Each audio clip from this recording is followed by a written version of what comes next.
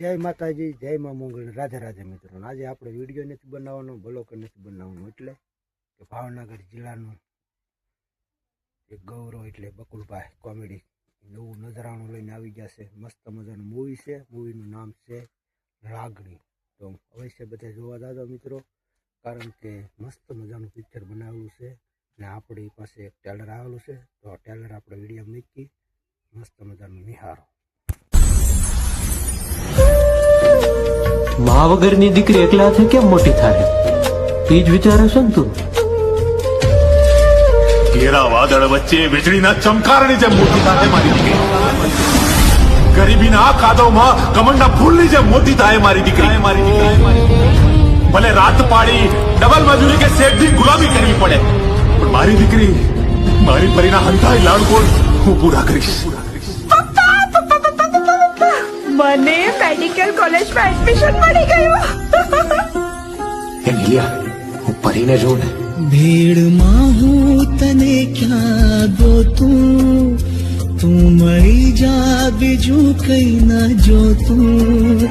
એ હવે હું તને ક્યાં ગોતું, તું મળી જા બીજું કઈ ના જોતું.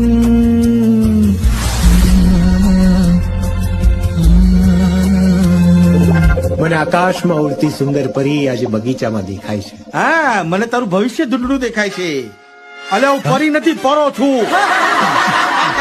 મિત્રો, આ મૂવીની અંદર બકુલભાઈની આખી ટીમ છે. ભોળા દાદા છે, ભોળા દાદાનો માણા, મમરાભાઈ બધા છે મૂવીની અંદર. હાલો, મસ્ત મજાનું મૂવી બનાવ. અહીં અડધું ટેલર બાકી છે, વિયાનો દાતા. હાલો શરૂ કરું. ચાલો, બસ ઉપડે છે. પરી, આકાશ, સંભળાય છે તમને? મે આઈ હેલ્પ યુ? ભોળા દાદા છે 500 વીઘાના માલિક. મારા પપ્પા પોતે અપણ છે, પણ મને મોડર્ન સ્કૂલમાં ભણાવી. મને દરરોજ તૈયાર કરતા હતા, મને રોજ સ્કૂલે મૂકવા આવતા હતા.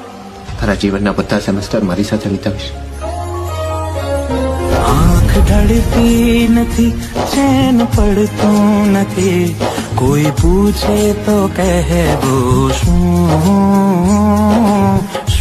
થઈ ગયું. તારા મમ્મી ને મારા મમ્મી લગ્નના રસોડામાં કામ કરવા જાય છે, અને એ પૈસાથી આપણી ફી ભરાય છે. ધ્યાન રાખજે ભાઈ, ગાડી પાટા ઉપરથી ઉતરી ન જાય.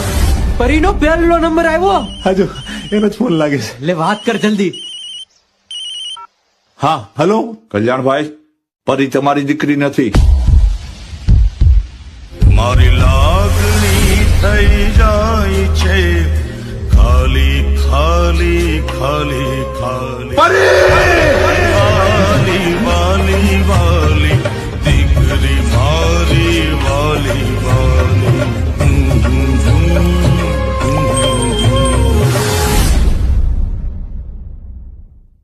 કેવું લાગ્યું? મસ્ત મજાનું ટેલર હતું ને મિત્રો. ટેલર જોવાની જો એટલી મજા આવી હોય તો આખું મૂવી જોવાની કેટલી મજા આવે. તો બધા મૂવી જોવા જાજો ને પણ સગાવાલાને પણ લઈ જાજો મિત્રો, કારણ કે આ મૂવીની અંદર જેટલી આવક થાય એ એક દીકરીના ભણતર પાછળ વાપરવાની છે. એ વિડીયો બકુલભાઈએ બનાવેલો હતો. ટોટલી આવક આવશે એ દીકરીના ભણતર પાછળ વાપરવાની છે.